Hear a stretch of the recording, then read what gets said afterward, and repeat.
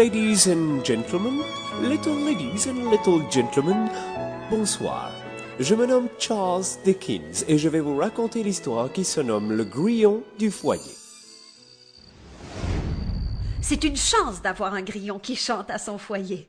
La première fois que j'entendis sa petite note joyeuse, ce fut le soir où tu me ramena ici, dans ma nouvelle maison, pour être la maîtresse. Qu'est-ce que cette boîte noire ronde? Oh, ma parole, c'est un gâteau de noces! Oh, et il pèse combien? Oh, sûrement 1 kilo. Mais pour qui est-ce, John? Tu ne vas pas me dire que c'est pour Groff Tackleton, le marchand de jouets? Et voici Groff Tackleton, marchand de jouets et patron de Caleb Plummer. Il méprisait les jouets, tous les jouets. Il excellait à fabriquer des masques grimaçants, des cerfs-volants comme des vampires et autres jouets qui inspiraient plus de peur qu'autre chose. Vous vous imaginez donc le plaisant personnage que voici.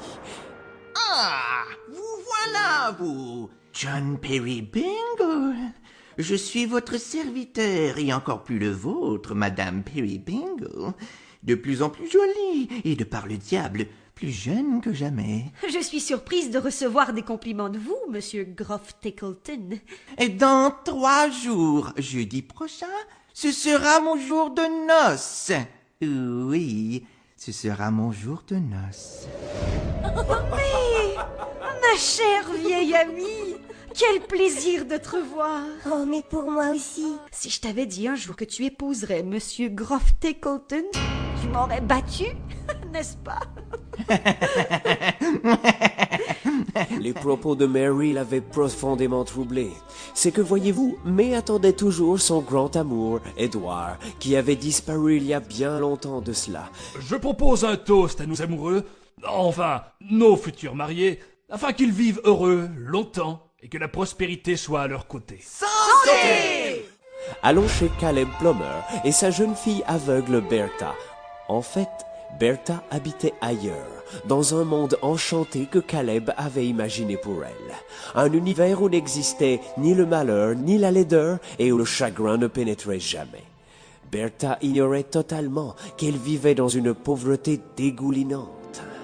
Ainsi, père, tu es sorti hier soir dans la pluie avec ton beau pardessus neuf? Avec mon beau pardessus neuf. Comme je suis contente que tu l'aies acheté, père. Et chez un bon tailleur. Un tailleur très à la mode.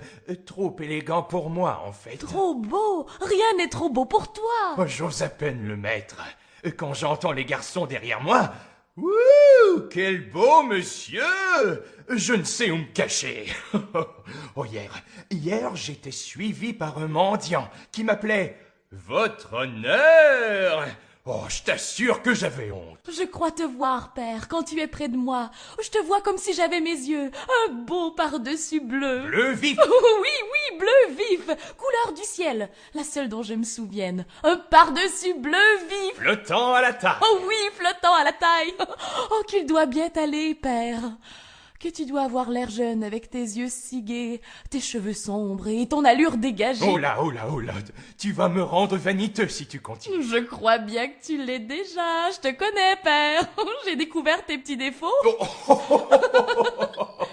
Pourquoi pleurez-vous? Rappelez-vous lorsqu'un certain messager nommé John vint un jour frapper à la porte de Mary. Quel accueil vous avez reçu? Une ombre vient voiler l'image de cet amour. Ne crains pas, sois calme. Toute la nuit vous écouterez le grillon. Toute la nuit nous vous parlerons. Toute la nuit nous te rappellerons l'image innocente et digne de votre amour, de votre femme. Même quand cette grande ombre de l'étranger viendra la cacher à vos yeux.